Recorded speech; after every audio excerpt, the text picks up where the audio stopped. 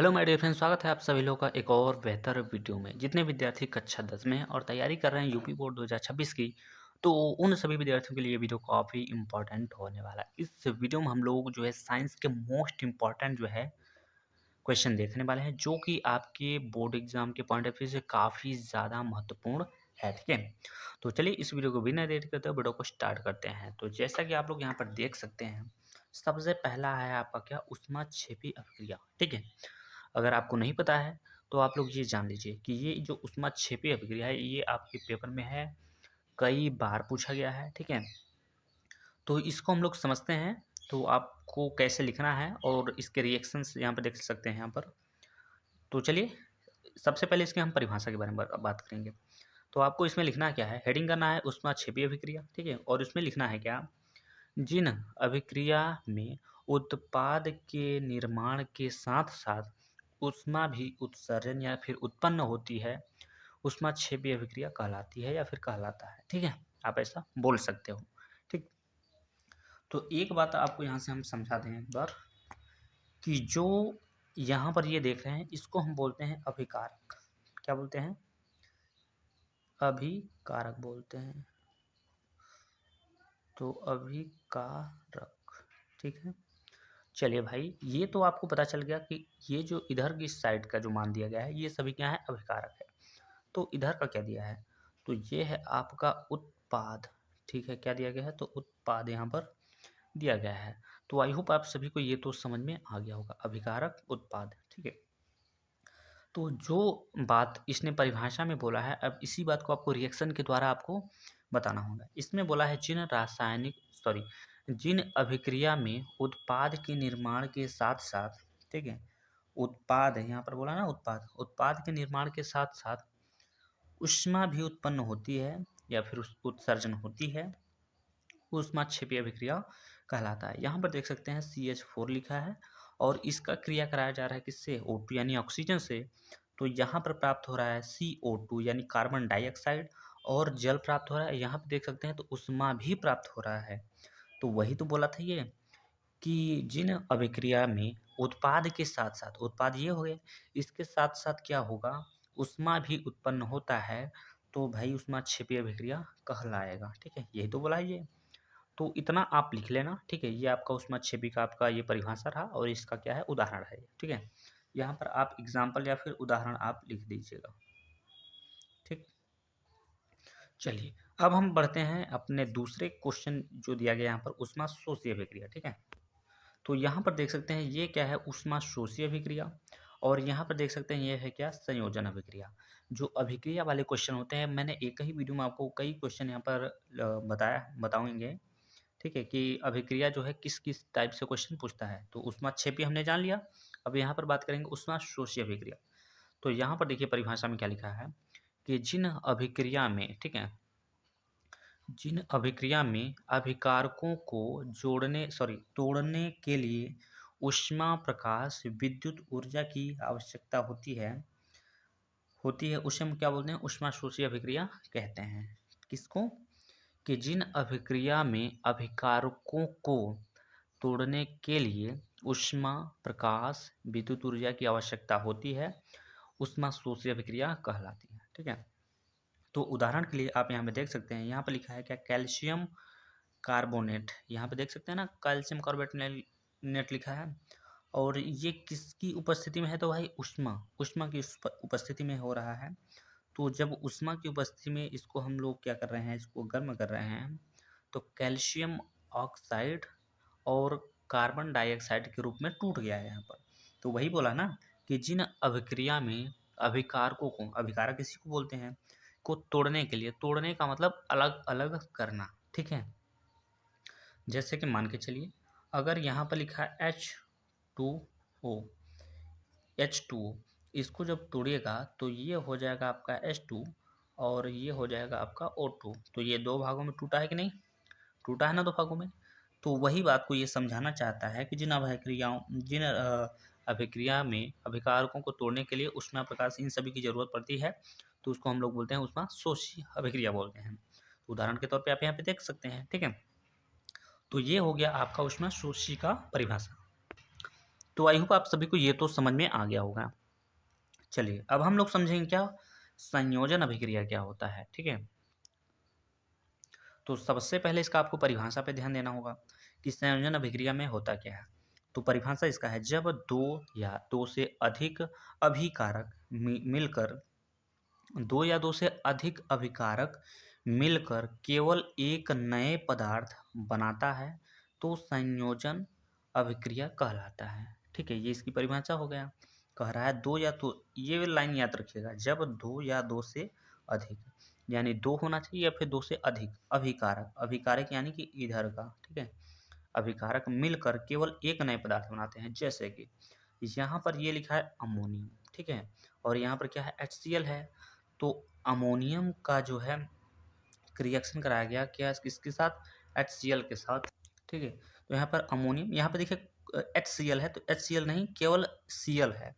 तो ये मान के चलिए यहाँ पर H को कट कर दीजिए आप, यूँ समझिए। तो अमोनिया यानी NH4 का रिएक्शन कराया जा रहा है Cl से, तो यहाँ पर बन रहा है क्या, NH4Cl यानी अमोनियम क्लोराइड बन रहा है। तो दो या दो से अधिक जो है यहाँ पर अभिकारक मिले हैं तो हमें एक नया पदार्थ मिला है जिसका नाम क्या है, अमोनियम क्लोराइड मिला है। ठीक है, तो यही परिभाषा हम बोला था। ये इसका हो गया एग्जाम्पल। एक और एग्जाम्पल इसका समझने का प्रयास करिएगा। यहाँ पर है आपका सल्फर और ऑक्सीजन। तो सल्फर का जब ऑक्सीजन में रिएक्शन कराया गया तो यहाँ पर प्राप्त हो गया सल्फर डाइऑक्साइड। तो ये दो अभिकारक मिले, इससे एक नया हमें पदार्थ मिलके यहाँ पर बन के आ गया है। ठीक है, तो आई होप आप सभी को ये भी समझ में आ गया होगा। तो चलिए बढ़ते हैं अपने नेक्स्ट क्वेश्चन की ओर। तो यहाँ पर आप लोग देख सकते हैं ये दिया है आपका वियोजन अभिक्रिया। वियोजन भी अभिक्रिया भी आपको बहुत ज़्यादा इंपॉर्टेंट यानी आपके एग्जाम में आता है।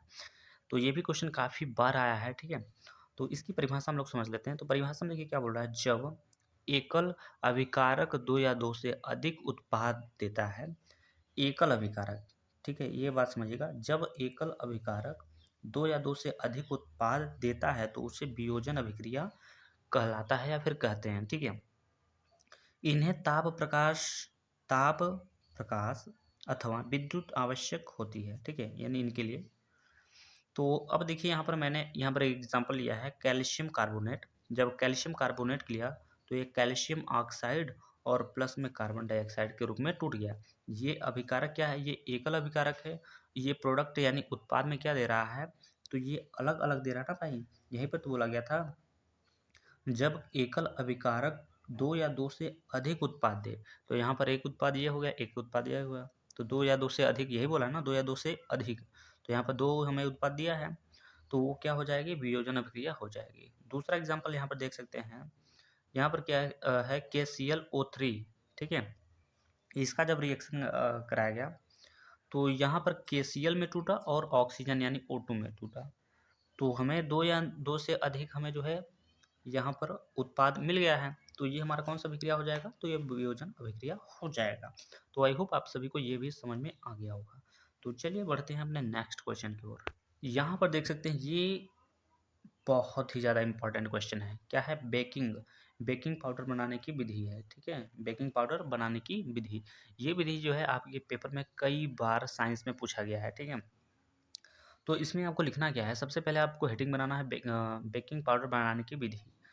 तो ये हेडिंग कर लीजिएगा यानी ऊपर, और उसके बाद इसका उत्तर लिखिएगा। बेकिंग पाउडर का रासायनिक सूत्र सोडियम बाइकार्बोनेट तथा अणसूत्र NaHCO3 यानी सोडियम बाइकार्बोनेट है। ठीक है, तो इतना हो जाएगा। अब यहाँ पर आपको लिखना होगा बनाने की विधि। ये बनाया कैसे जाएगा, तो यह सोडियम हाइड्रोक्साइड के सांद्र, ठीक है, विलयन में अधिक मात्रा में कार्बन डाइऑक्साइड यानी CO2 प्रवाहित करने पर प्राप्त होता है। ठीक है, चलिए यहाँ पर देख लेते हैं।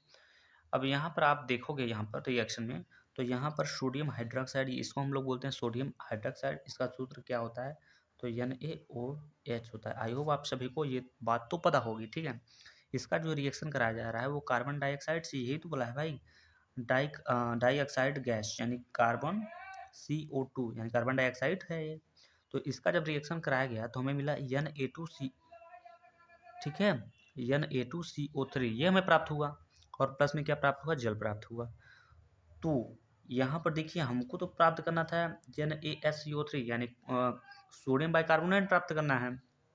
ठीक है, तो यहाँ पर एक बार में यहाँ पर जो है नहीं प्राप्त हुआ, तो हम इसको क्या करते हैं, पुनः इसको रिएक्शन करा रहे हैं Na2CO3 प्लस H2O। यहाँ से हम दोबारा कराएंगे कार्बन डाइऑक्साइड से, तब हमें जाके प्राप्त हो गया NaHCO3। यहाँ पर देख सकते हैं, यानी कि सोडियम बाइकार्बोनेट प्राप्त हो गया। तो यही हमें प्राप्त करना था, ये हमारा प्राप्त हो चुका है। और यहाँ पर लिखा है इससे बेकिंग सोडा भी कहते हैं, यानी इस चीज़ को हम लोग क्या बोलते हैं, बेकिंग सोडा भी बोलते हैं, यानी बेकिंग पाउडर को बेकिंग सोडा भी बोला जाता है। ठीक है, तो आई होप आप सभी को ये तो समझ में आ गया होगा। तो चलिए बढ़ते हैं अपने नेक्स्ट क्वेश्चन की ओर। तो यहाँ पर देख सकते हैं, यहाँ पर जो क्वेश्चन है ये भी बहुत ही ज़्यादा इंपॉर्टेंट है। ये ब्लीचिंग पाउडर बनाने की विधि यहाँ पर है। वहाँ पर आपसे दूसरा पूछा गया था बेकिंग पाउडर का, यहाँ पर पूछा है ब्लीचिंग पाउडर बनाने की विधि। तो सबसे पहले आप लोग यहाँ पर उत्तर डालेंगे, उत्तर डालने के बाद आप लिखेंगे ब्लीचिंग पाउडर। ठीक है, ब्लीचिंग पाउडर जिसे हम लोग बोलते हैं विरंजक चूर्ण, यहाँ पर मैंने कोष्टक में लिख रखा है ताकि आपको दोनों जानकारी हो। अगर मान के चलिए पेपर में आपको विरंजक चूर्ण बनाने की विधि आ गया तो आप कन्फ्यूजन ना हो। तो ब्लीचिंग पाउडर को ही हम लोग विरंजक चूर्ण भी बोलते हैं। का रासायनिक नाम क्या है, कैल्शियम ऑक्सीक्लोराइड, तथा अणुसूत्र यहाँ पर दिया गया है कैल्शियम ऑक्सीक्लोराइड का। अब देखिए यहाँ पर बनाने की विधि, यानी बनाया कैसे जाएगा, तो बनाने की विधि हेडिंग करिए। उसके बाद लिखिए यह सूखे बुझे हुए चूने पर क्लोरीन की क्रिया से प्राप्त होता है। ठीक है, तो यहाँ पर देख सकते हैं, यहाँ पर लिया गया कैल्शियम हाइड्रोक्साइड का क्रिया कराया जा रहा है, किससे, क्लोरीन से। तो क्लोरीन से जब कराया जा रहा है तो यहाँ पे प्राप्त हो रहा है यहाँ पर ये इसका कैल्शियम और क्लोरीन और इसका एक ऑक्सीजन मिलके बना दिया कैल्शियम ऑक्सीक्लोराइड, जो कि यहाँ पे व्यंजक चूर्ण हो जाएगा। और यहाँ पर H2 प्राप्त है और एक ऑक्सीजन यहाँ से, तो H2O यहाँ पर प्राप्त, जल प्राप्त हो गया यहाँ से। ठीक है, तो यहाँ पर विरंजक चूर्ण और जल हमें प्राप्त हो गया। हमें यहाँ पर बनाना था क्या, विरंजक चूर्ण, तो विरंजक चूर्ण हमें प्राप्त हो गया है। तो आई होप आप सभी को ये बात समझ में आ गई होगी। इसका आपको कुछ गुण भी लिखना होगा, तो इसके गुण के बारे में समझ लेते हैं। ठीक है, तो गुण में पहला गुण है यह हल्के पीले रंग का ठोस पदार्थ है जिसमें क्लोरीन की गंध आती रहती है। तो ये पहला गुण हो गया इसका। दूसरे गुण की अगर हम बात करें, इससे जल में घोलकर गर्म करने पर क्लोरीन गैस निकलती है। ये बात क्या बोला है, फिर से समझिएगा इसको। इससे जल में घोलकर, ठीक है, किसको, कैल्शियम ऑक्सीक्लोराइड यानी विरंजक चूर्ण को आप, ठीक है, इसे जल में घोलकर गर्म करने पर क्लोरीन गैस निकलती है। इसका जलीय विलयन दुधिया होता है। यहाँ पर देख सकते हैं इसका रिएक्शन भी यहाँ पर देख सकते हैं, जो इसने यहाँ पर बोला है, इससे यानी कि भी कैल्शियम ऑक्सीक्लोराइड को हम जल में घोलने पर जो हमें मतलब जल में जब हम घोलेंगे तो यहाँ पर क्लोरीन गैस निकलेगी ना, क्लोरीन गैस निकलेगी। तो यहाँ पर देख सकते हैं क्लोरीन गैस निकल रही है और यहाँ पर हमें प्राप्त हुआ कैल्शियम हाइड्रोक्साइड, यानी Ca ब्रैकेट में OH का होल्ड ट्वाइस लिखा है। ठीक है, तो आई होप आप सभी लोगों को ये क्वेश्चन समझ में आ गए हो। ये सभी अभिक्रिया और बनाने की विधि जो है यहाँ पर। तो आई होप आप सभी को वीडियो पसंद आया होगा। ठीक है, और क्वेश्चन कैसे थे कमेंट बॉक्स में ज़रूर कमेंट करिएगा। और जो जितने भी विद्यार्थी हमारे चैनल पर नए आते हैं, कृपया चैनल को सब्सक्राइब जरूर किया कीजिए। ठीक है, क्योंकि आप लोग आते हो, वीडियो देखते हो, लेकिन बिना चैनल को सब्सक्राइब किए चले जाते हैं। ठीक है, तो ऐसा नहीं करिएगा। वीडियो तो आपको डेली मिल ही जाएगा। ठीक है, कमेंट बॉक्स में ज़रूर कमेंट करिएगा अगर वीडियो नहीं जाता है तो। ठीक है, तो चलिए फिलहाल इस में इतना ही, मिलते हैं नेक्स्ट वीडियो में, तब तक जय हिंद जय भारत।